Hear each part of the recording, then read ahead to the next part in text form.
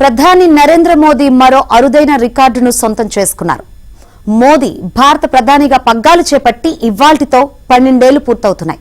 అలాగే అత్యధిక కాలం ప్రధానిగా కొనసాగిన అరుదైన రికార్డును కూడా మోదీ సొంతం చేసుకున్నారు.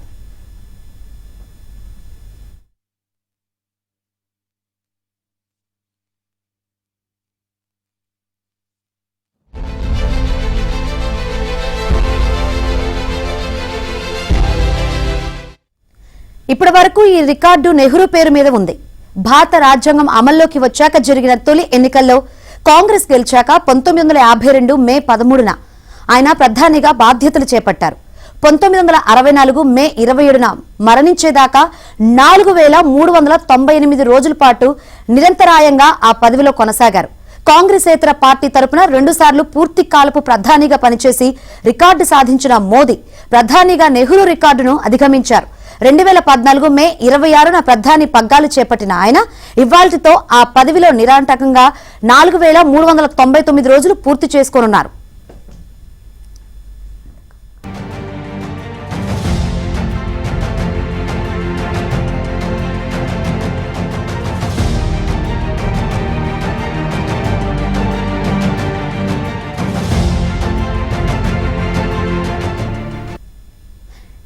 ఎన్డీఏ ప్రభుత్వం ఏర్పడి 12 ఏళ్లు పూర్తి చేసుకుంటున్న సందర్భంగా ప్రధాని మోదీ అధ్యక్షతన ఢిల్లీలో ఇవాళ ఎన్డీఏ కీలక సమావేశం జరగనుంది.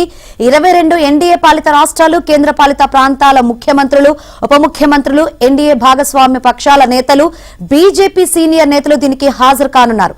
ప్రధానంగా ప్రభుత్వ పథకాలు, భారత ఆర్థిక వ్యవస్థ, చమురు, వంట గ్యాస్ ధరలు, కేంద్ర ప్రభుత్వ వికసిత్ భారత్ రోడ్ మ్యాప్ పై సమీక్షిస్తారు.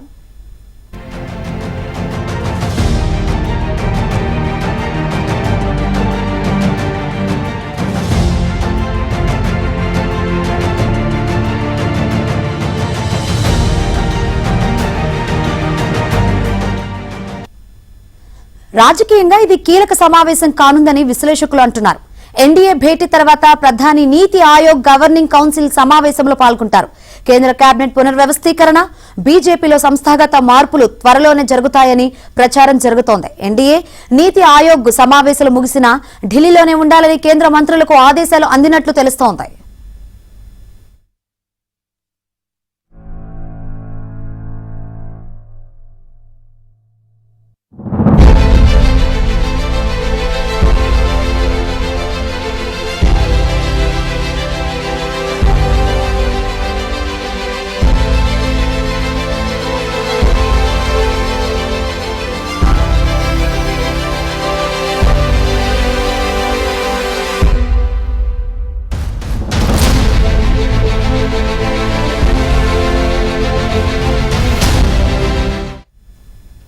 అటు ప్రధానిగా మోదీ పాలనకు 12 ఏళ్లు పూర్తి కావడంతో ప్రపంచ నలుమూలల నుంచి ప్రశంసలు వెల్లువెత్తుతున్నాయి.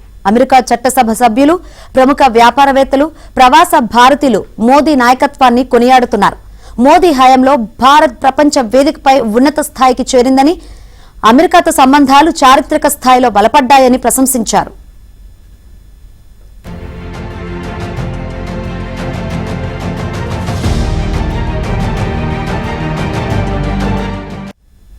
America senator John Cornyn, Indian American CEO council సహ వ్యవస్థాపకులు అరుణ్ అగర్వాల్, అమెరికన్ గాయని, భారత్ మద్దతుదారు మేరీ మిల్బెన్ సహా పలువురు ప్రముఖులు ట్విట్టర్ వేదికగా